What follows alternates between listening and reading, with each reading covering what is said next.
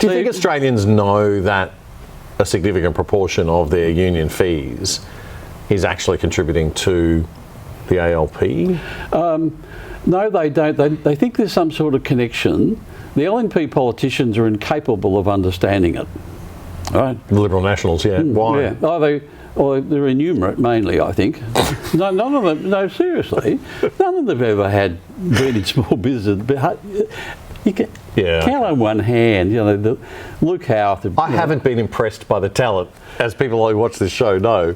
I haven't been impressed by the talent in our political class in this country. Yeah, so they don't understand how rules affect things. They don't understand institutions, and they don't understand how money works and how to apply money to get a political or a power effect. Right? They have just no idea. There's probably 200 people in Australia that really understand how institutions work. Right? I'm one of them. Okay. What's unique about me, you could add another 2 or 3 names: Ken Phillips, my partner Jack, Matt Rowan. I've just about run out of names. But the rest of them are all on the ALP side. Yeah, right. Okay, all right. So Conservatives, there's 5 of us in Australia, and there's 195 with the ALP. Yeah, and I guess that kind of makes sense because people who tend to be with the ALP tend to come out of the bureaucracy, and so they have that skill set of being able to know how to manage and manipulate institutions to their own ends, or they've come out of the union movement, or they've come out of organisational structures of bureaucracy of some sort. Whereas the people on the Conservative side of politics are more entrepreneurial, business-driven. Well, they used to be relationship trade, or used to be. Now they're not now. Right. And they don't. I don't know where the Stafford group. They've actually never been in business. They just don't understand how rules affect organisations, and I think I'm fairly good at that.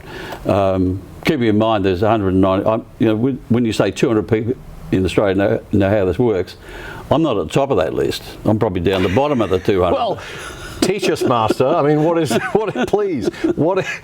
the rules that we need to understand, or the way that we need to work with rules and institutions and organisations that so many on the Conservative side or the centre-right side of politics, the Liberal side, are missing? Okay, it's good. Go back to that example I was talking about before on work sites. The Master Builders Association contract essentially held the subcontractor blameless if there was an industrial relations dispute.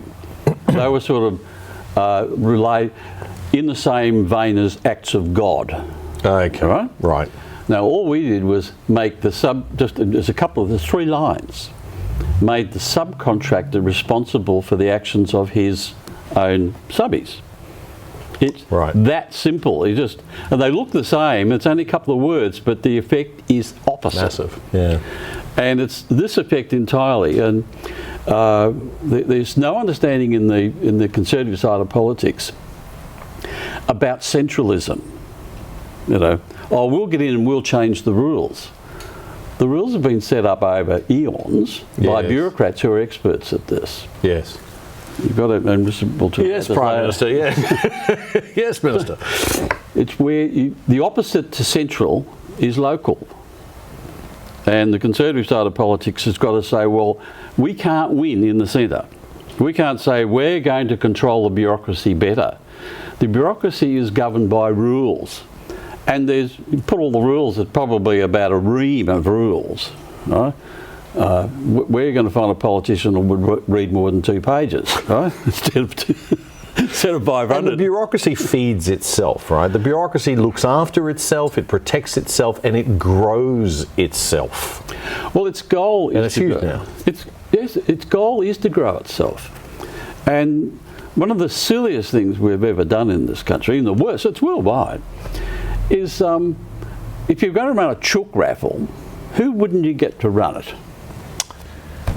Oh, gee, I don't know, a criminal? Or a government department. Right. You wouldn't get a government department to run a chook raffle. Yep.